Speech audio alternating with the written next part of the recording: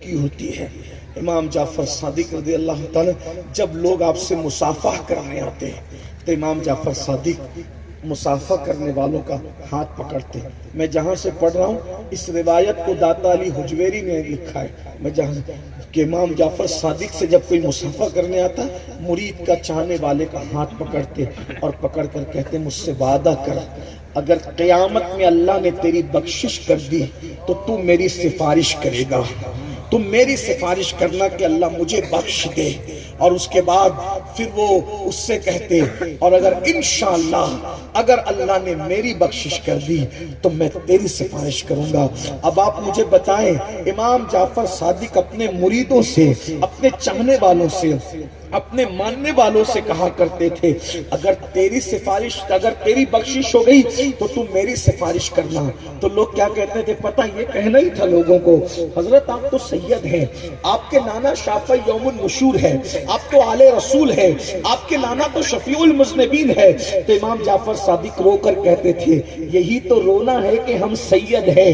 یہی تو رونا ہے کہ ہم سید ہیں، قیامت کے دن ہم اپنے نانا کو منہ کیا دکھائیں گے۔ اے سیدوں ذرا سوچو تو صحیح، 700 رکعت نفل نماز پڑھنے والا سید، 1000 رکعت نفل نماز پڑھنے والا سید، غوث اعظم سے پہلے مقام غوثیت کے فائز سید یہ کہہ رہا ہے کہ اپنے نانا کو منہ کیا دکھاؤں گا، اور جو پوری زندگی جمعہ کے علاوہ کوئی نماز ہی نہیں پڑھتا وہ سید اپنے نانا کو کیا منہ دکھائے گا۔ ذرا غور تو فرمائیں، جو اپنے چہرے پہ داڑھی بھی نہیں رکھتا وہ سید اپنے نانا کو کیا منہ دکھائے گا۔ اس لیے میرے بھائیوں ہمیں اللہ سے ڈرنا چاہیے، غور کرنا چاہیے، بہت آسان نہیں ہے۔ حضرت امیر خسرو نے کہا تھا بہت کٹھن ہے ڈگر پن گھٹکی کیسے کہ بھر لاؤں مدوا سے مٹکی، آسان نہیں ہے یہ شہادت گہے الفت میں قدم رکھنا ہے۔ لوگ آسان سمجھتے ہیں مسلمان ہونا اور بہت آسان ہے، کافر کا مسلمان ہونا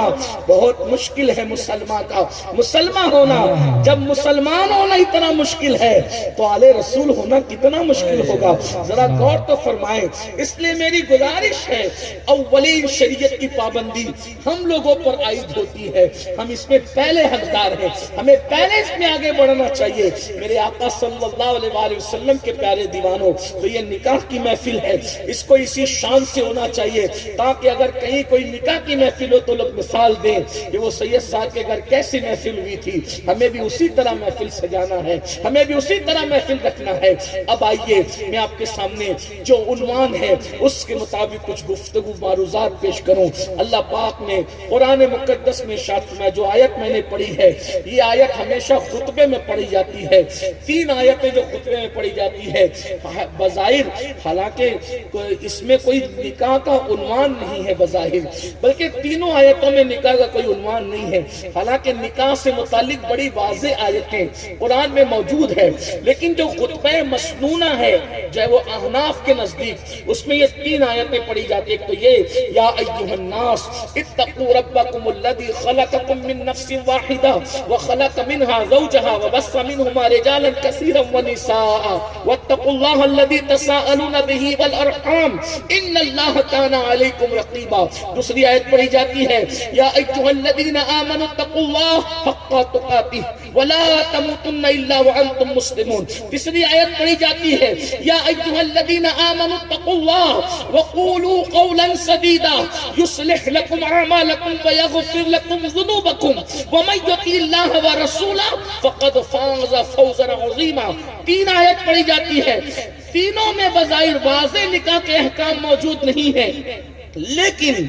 تینوں آیتوں کو دیکھیں اس کا آغاز ہو رہا ہے اتقوا اللہ اتقوا اللہ اتقوا اللہ یا ایھا الناس اتقوا، اے لوگوں ڈرو ربکم اپنے رب سے، یا ایھا الذین آمنوا اتقوا اللہ حق تقاتہ، اے ایمان والو اللہ سے ڈرو جیسا ڈرنے کا حق ہے،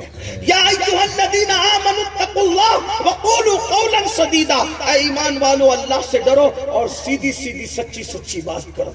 تینوں میں اللہ کا ڈر۔ اب اس کو اشارے میں اگر دیکھیں تو سمجھنا انسان کی زندگی کے بھی 3 دور ہے